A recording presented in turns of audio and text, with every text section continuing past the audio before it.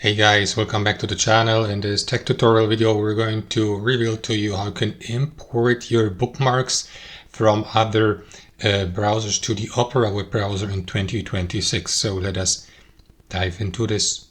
Launch the Opera browser, click into that icon in the top left, hover your mouse over bookmarks, and here choose import bookmarks and settings.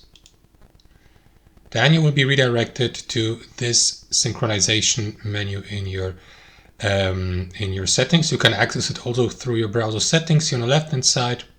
So let me click into cancel here and show you, for instance, that method. So once you're in the synchronization tab, click into import bookmarks and settings here.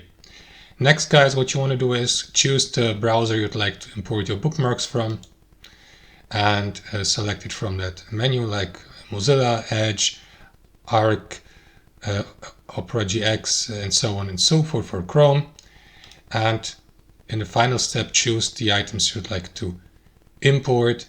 In this case here, the browsing history, bookmarks, and open tabs. So unselect the ones you don't want to import. So let us keep only the bookmarks.